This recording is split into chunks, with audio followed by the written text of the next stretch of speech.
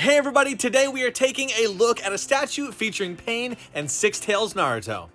I'm really curious to see what everyone thinks about it because on one hand, I really like it, on the other, I kind of dislike it. Jumping right on into the base, we have a crazy diorama going on, nothing on the bottom there, pretty blank looking. But on the front, we can see the beginning and forming of the Chibaku Tensei, or the planetary devastation. Scattered all throughout are tons of notches, cavities, holes, all different areas where effect pieces are going to be later installed.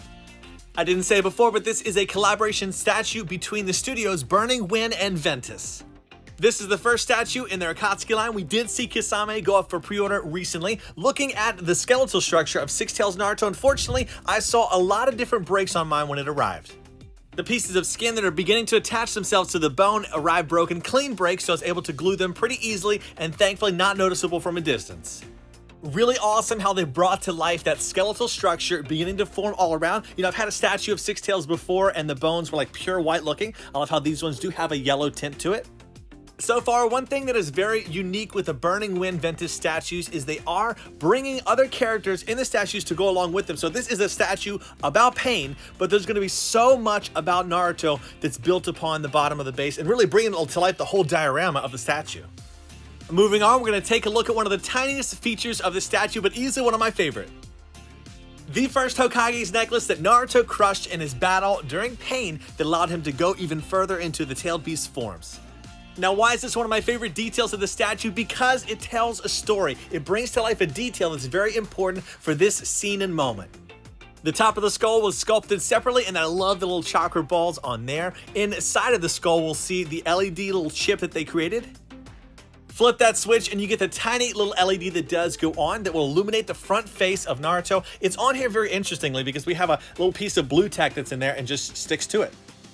It is unfortunate that this is a feature that's powered by a tiny little battery, and you obviously manually have to turn it on. So I love these sort of things where they give you an option to be able to do that, but it's not really something I'll be able to take advantage of normally because I can't power it with electricity. Here is how it looks when illuminated, and we will dim the lights and see how it looks in the dark. Really freaking awesome how they brought that to life. I'm going to reach out to my buddy over at Fusion Reactors. He's been an amazing person who helps me power things electronically, even though they're normally powered with batteries. The custom LED kits that he makes is legendary. So on the front of the statue, we have another little LED kit that goes in front of this chakra orb. This is used as the central part of the base here, so you can illuminate that. It looks awesome when illuminated. And then we have these chakra rods that we see Pain use all throughout the series. If there's one thing this base has, it is layers upon layers of different effects that they sculpted separately to bring to life this whole scene of the Chibaku Tensei ripping up the ground. So here we can see a wooden root that we're going to have sculpted a few of these throughout the base that brings to life the fact that the ground's being broken up and thrown into the air. When the ground pieces break up and it reveals different tree roots, those are going to be a part of, the whole planetary devastation, so it makes sense. And here we have the last two chakra rods that were sculpted on the statue. And back around to the front, we have two more little roots to add onto the statue, and then it is time to jump into the tails. If there's one thing as a collector that I'd love to see more of, it's bringing to life Six Tails form of Naruto, or like the rage form of Naruto.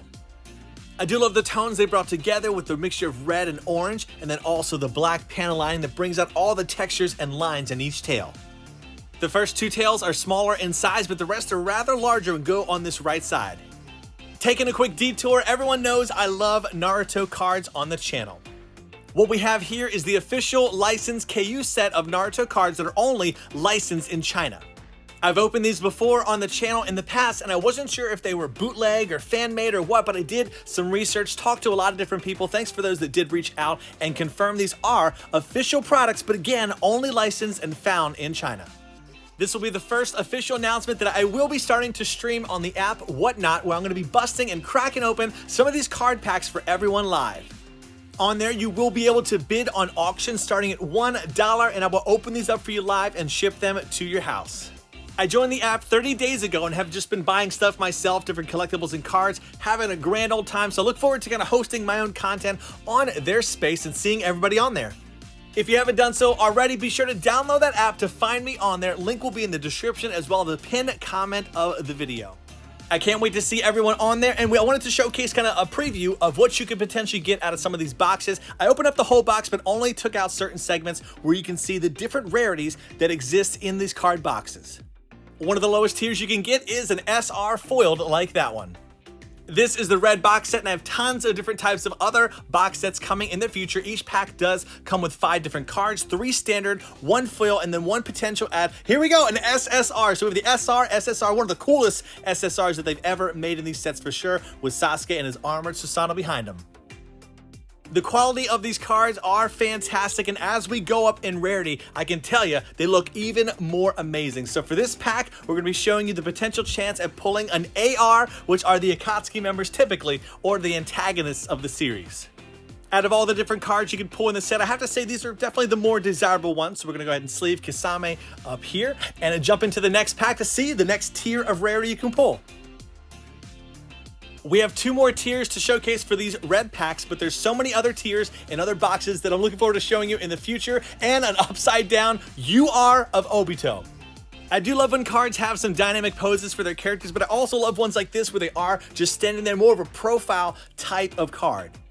Along with the UR cards, there's also a type of rarity that exists called OR, which usually you do find the characters in more dynamic poses here. And for our last pack today, again, I opened up 30 different packs off screen, and I filtered them out to show you the different rarities. So I didn't pull these all back to back like this. This was engineered to kind of showcase what you can pull. And the final card is the SP version of Tobirama. This rarity is found in maybe 1 in every 2 or 3 boxes, so not always guaranteed to get this per box, but one of the coolest artworks that they do have that you can pull. I hope you enjoyed this little preview of what's to come on Whatnot. Please do follow me on my social medias. I will announce when I plan to do my first live coming up in a few weeks. Jumping back to the statue, as I said, the tails are getting larger, so we have a steel rod on the bottom to mount it to the base. A little bit of debris going on at the top of this tail as well. We'll go ahead and get this one installed, and then we have a mini-me version that goes right beside it. Now with both those installed, there's a bit of like a seam line that's shown with the tail, so they have this dust particle with a magnet on the bottom that'll go right in front of it to hide those nicely and make it look more organic and natural.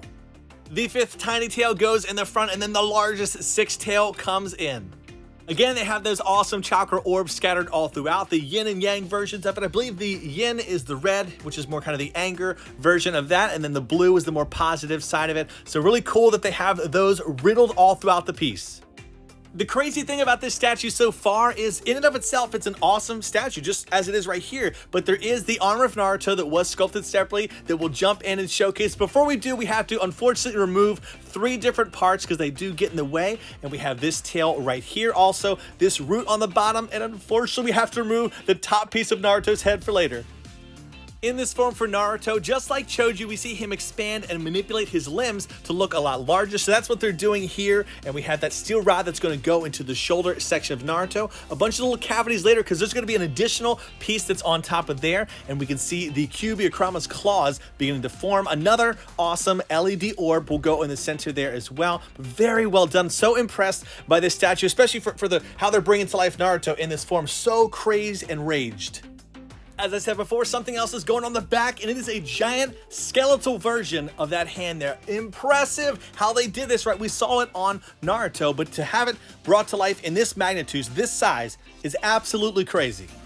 Just like we saw with Naruto's spine, we have these pieces of skin that are sticking out that will allow it to attach to the back of the main hand. Some of them have steel rods, while the other ones do have magnets, but we'll go ahead and get that installed on the back of there so you can see what that looks like. So far for this statue, I gotta say the engineering behind it all is next level. I'm really impressed with the, both production quality, the paint application on the statue, but the way that it comes together to feel so seamless all around. Just like the bottom of the base, we have this chakra orb that does have a LED behind it, and also some magnets that allows it to sit right into the center of the palm of the hand. As I said before, attaching this to Naruto is as simple as putting this steel rod into his shoulder. Again, it kind of blows my mind that such a large piece is supported by Naruto, but he must have some kind of steel rods inserted into the main body to be able to hold all this different weight up here. Looks amazing once this thing's installed though.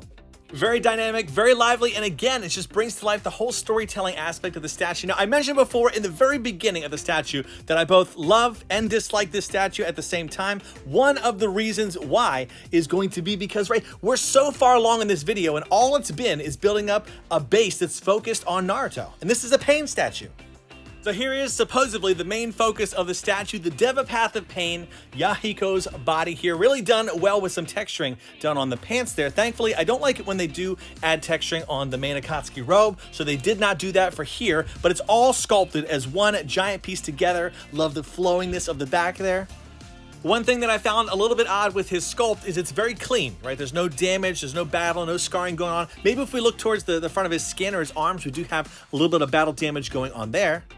But that being said, the overall sculpt for Pain is, all I can say is perfectly mediocre, right? There's nothing wrong with it. The likeness to his character is all there. The details, the Pain app again is perfect, but there's nothing new that we haven't seen before for him. So it's kind of a safe pose that they chose to bring him to life.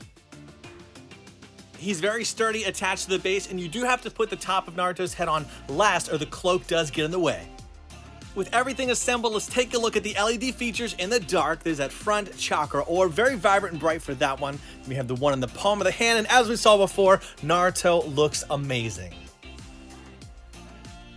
So to wrap up with my final thoughts, I love this statue, I love it, but there's parts about it I do not like. Again, Pain is not the main focus here. Probably my favorite part about the statue is Naruto and how they brought him to life, but a very safe first initial statue for the Akatsuki line. Here is how the statue does look against their Burning Wind Kakashi, which is in 1/7 scale, and then we have X Studios Zabuza over here, again another 1/7 scale statue, so perfectly lines up with this vertical style that we've been seeing come out here recently.